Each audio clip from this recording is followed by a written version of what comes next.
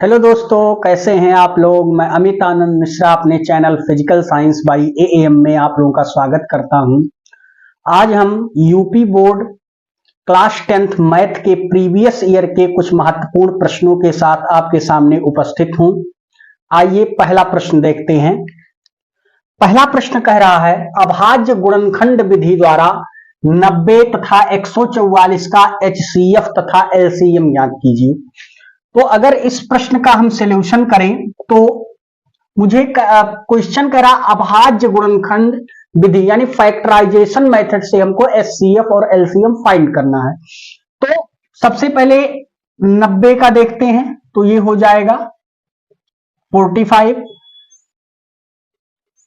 15, 3 पचे 15, 5 पंजा 5। तो इसका अगर हम 144 का फैक्टर करें तो 72, 36, 18 और हो जाएगा 9।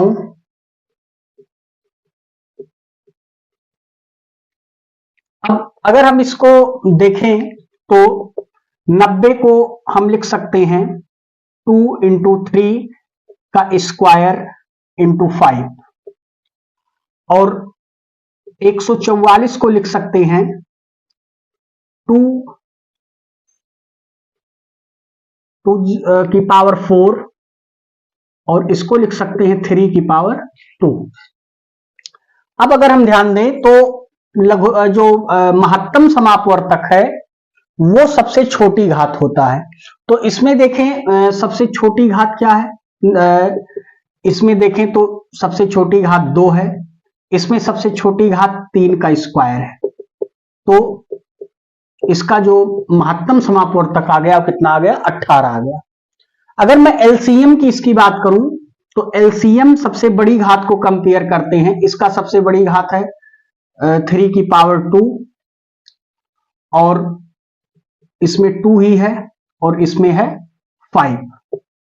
इसमें 2 की पावर 4 है सबसे बड़ी घात, तो इसको लिख सकते हैं 9,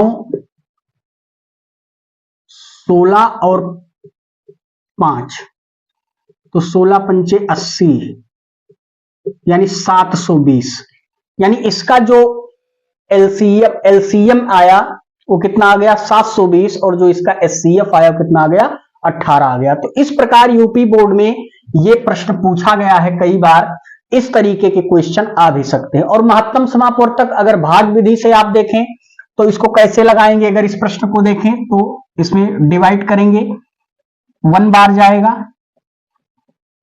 और ये आपका 5 हो जाएगा, फिर डिवाइड करेंगे, फिर 1 बार जाएगा, ये हो जाएगा और ये आपका हो जाएगा 3, फिर डिवाइड करेंगे 54, फिर 1 बार जाएगा 36, ये हो जाएगा 8 और 18, ये हो जाएगा 36 और ये 2 बार जाएगा यानी 36 हो जाएगा। तो इसका अगर हम एचसीएफ देखें तो एचसीएफ इसका सीधा सीधा कितना हो जाएगा, 18 हो जाएगा। तो इस प्रकार से भी अब इसके एचसीएफ को फाइंड कर सकते हैं और एलसीएम को भी फाइंड कर सकते हैं। तो पहला क्वेश्चन हम इस प्रकार से लगा सकते हैं। आप इसका स्क्रीनशॉट लीजिए, फिर हम दूसरा प्रश्न लेते हैं।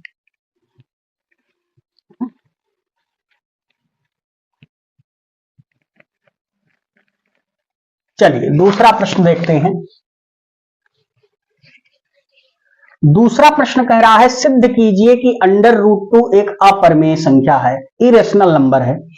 रेशनल नंबर और इरेशनल नंबर के बारे में आपको जानकारी है। रेशनल नंबर वो संख्या होती है जो p बटे q के रूप में लिखी जा सके और इरेशनल नंबर वो संख्या होती है जिसे p बटे q के रूप में ना लिख सके। तो अगर हमको √2 को एक अपरिमेय संख्या मानना है तो मान लेते हैं, इसका सलूशन देखिए। माना √2 एक परमेय संख्या है, एक परमेय संख्या है और परमेय संख्या है तो इसको लिखेंगे कैसे, √2 इजिकल टू p/q, क्योंकि परमेय संख्या को p बटे, और p और q क्या है, पूर्णांक है जिसके केवल एक गुणनखंड है, एक के अतिरिक्त इसका कोई और गुणनखंड नहीं है। या ऐसे लिख सकते हैं जिसके एक के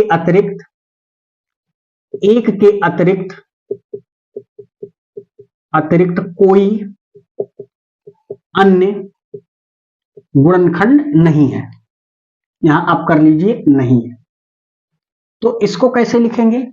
अब हम क्या करते हैं, इस दोनों पक्षों का इसका वर्ग कर देते हैं। तो √2 का वर्ग इजिकल टू क्या हो जाएगा, p²/q² हो जाएगा। तो इसको कैसे लिख सकते हैं, √2 का वर्ग 2 हो गया और p²/q²। अगर हम p² को इधर लिखें तो क्या लिख सकते हैं, 2/p² इजिकल टू 1/q²। इसको इस प्रकार से भी लिख सकते हैं 2/p² और 2/2q²। ऐसे भी इसको हम लिख सकते हैं। अब अगर हम बात करें तो हम अगर हम इसको देखें तो 2/p² या 2/p, इसको इक्वेशन नंबर 1 मान लेते हैं, इसका एक गुणनखंड हो गया। हम मान लेते हैं कि p को पुनः p को p बराबर 2r ले लेते हैं, कोई पूर्णांक है जहां r भी क्या है, पूर्णांक है। तो इसको कैसे लिखेंगे, इसका फिर वर्ग करते हैं तो p² बराबर कितना हो जाएगा, 4r²। और p² को क्या लिख सकते हैं, यहां से देखें, p² को हम क्या लिख सकते हैं, 2q² लिख सकते हैं। तो 2q² बराबर कितना हो जाएगा, 4r²। और ये कैंसिल होगा तो q² बराबर कितना आ जाएगा, 2r²। और हम इसको कैसे लिख सकते हैं,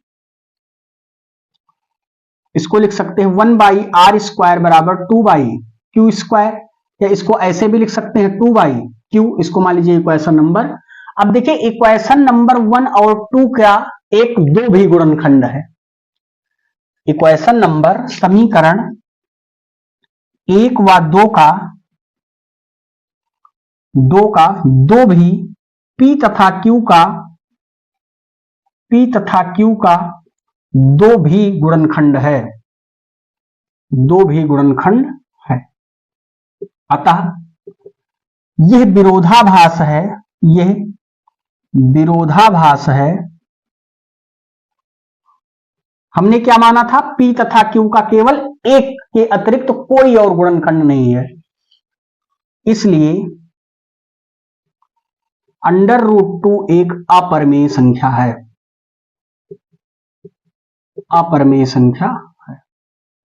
ये ऐसे हम इसको भी फाइंड कर सकते हैं। मैंने माना था परमेय और देखा मैंने कि p और q के क्या एक के अतिरिक्त भी गुणनखंड आ रहे हैं, लेकिन हमने माना क्या था कि p और q का एक के अतिरिक्त कोई अन्य गुणनखंड नहीं है, इसलिए यह क्या है, एक इरेशनल नंबर है।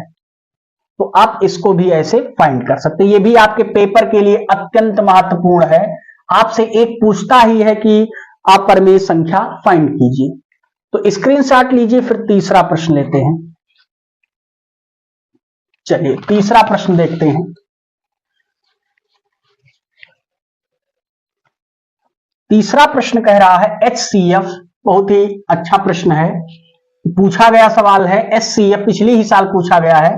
HCF इतना 9 दिया है, LCM इतना। तो देखिए सबसे पहले फर्स्ट नंबर दिया गया है, फर्स्ट नंबर कितना है, 306।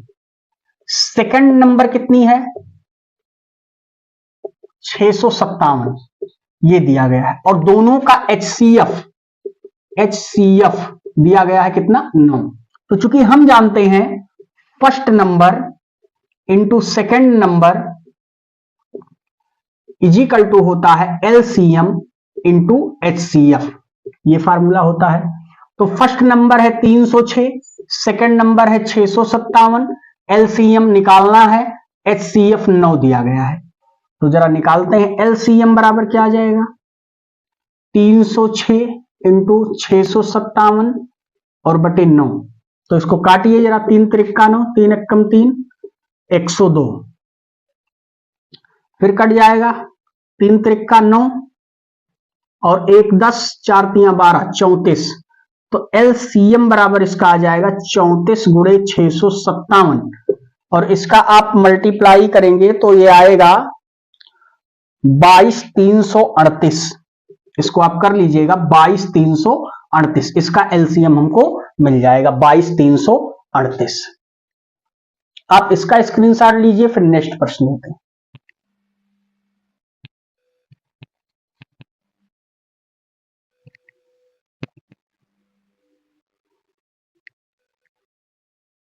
अब हम चौथा प्रश्न देखते हैं क्या कह रहा है। कह रहा है यदि बहुपद a square plus 9 into x square plus 13x plus 6a का एक मूल दूसरे मूल का व्युत्क्रम है। ये भी प्रीवियस ईयर के सवाल हैं, नेक्स्ट प्रीवियस ईयर जो पूछे गए सवाल हैं उन्हीं सवालों को हम यहां पर ले रहे हैं। का एक मूल दूसरे मूल का व्युत्क्रम है तो a का मान ज्ञात कीजिए। देखिए क्या कह रहा है सवाल कि मान लेते हैं fx जो है का एक मूल, इस जो फंक्शन है इसको मैं fx मान लेता हूं कि इसका एक मूल माना। चौथा क्वेश्चन fx, इस फंक्शन को मैं fx कंसीडर कर रहा हूं, fx का एक मूल अल्फा है, तो दूसरा मूल क्या हो जाएगा? दूसरा मूल भाई एक मूल अल्फा है तो इसका दूसरा मूल क्या हो जाएगा? 1/अल्फा, क्योंकि कह रहा है कि दूसरा मूल इसका क्या है? व्युत्क्रम है। तो a का मान ज्ञात करना है। तो क्योंकि हम जानते हैं कि मूलों का जो गुणनफल होता है, मूलों का गुणनफल वो होता है मूलों का गुणनफल अल्फा इंटू बीटा बराबर हो जाता है c/a। तो पहले हम दोनों मूल हमको पता है, तो दोनों मूल अल्फा इंटू बीटा, यानी इसका भी अल्फा है और इसका 1/अल्फा है, तो 1/अल्फा बराबर c/a। तो ये तो 1 हो गया, अर्थात c/a बराबर कितना आ गया? 1 आ गया। तो c का मान कितना है? c का मान दिया है 6a, और a का मान कितना है? a square plus 9 equal to 1। तो इसको जरा सॉल्व करते हैं। 6a equal to a square plus 9, तो इसको और सॉल्व करें तो a स्क्वायर प्लस, इसको इधर ले जाएंगे तो -6a होगा प्लस 9 इजिकल टू 0। थोड़ा इसको सॉल्व करें तो a square -3a plus 9 equal to 0। a common ले लें तो क्या आ जाएगा? a-3 कामन ले लें तो a-3 इजिकल टू 0। तो a बराबर कितना आ जाएगा? 3, या 3, यानी a का जो मान आएगा कितना आ जाएगा? 3 आ जाएगा। a बराबर कितना आ जाएगा? 3 आ जाएगा, क्योंकि मूल क्या आ रहे हैं? बराबर आ रहे हैं, तो a का मान कितना हो जाएगा? 3 हो जाएगा। तो इस प्रकार से इस सवाल को भी आसानी से हम कर सकते हैं। इसके बाद हमारा 5वां क्वेश्चन कह रहा है, उसको हम देखते हैं। आप इसका स्क्रीनशॉट लीजिए। चलिए 5वां सवाल देखते हैं। 5वां सवाल कह रहा है यदि बहुपद fx, सबसे पहले हम देखिए यहां क्यूब लगा है, इसका मतलब ये त्रिघातीय बहुपद, और त्रिघातीय बहुपद के मूलों का जो योगफल होता है वो कितना होता है? Alpha plus beta plus gamma, वो बराबर होता है -x² का गुणांक और बटे x³ का गुणांक। ये आपको याद रखना है, तब आप कुछ कर सकते हैं इसमें। तो ये आपको काम करना। अब देखिए दो मूल दिए गए हैं, तो मान लेते हैं अल्फा दिया गया है √3 और बीटा दिया गया है -√3। तो रख दें अगर, तो √3 -√3 plus gamma is equal to -x² का गुणांक कितना है? -4 है। तो इसको ऐसे लिख सकते हैं -4, और बटे x³ का गुणांक कितना है? 1 है। तो ये आपका सीधा सीधा ये कैंसिल हो गया, गामा बराबर कितना आ गया? 4 आ गया। तो आपसे क्या पूछ रहा था? तीसरा मूल पूछ रहा था, बहुत आसानी से निकल गया। तीसरा मूल इसका कितना हो गया? 4 हो गया। तो आज हमने 5 प्रश्न मोस्ट इंपॉर्टेंट जो प्रीवियस ईयर के थे उनको हमने किया। धन्यवाद।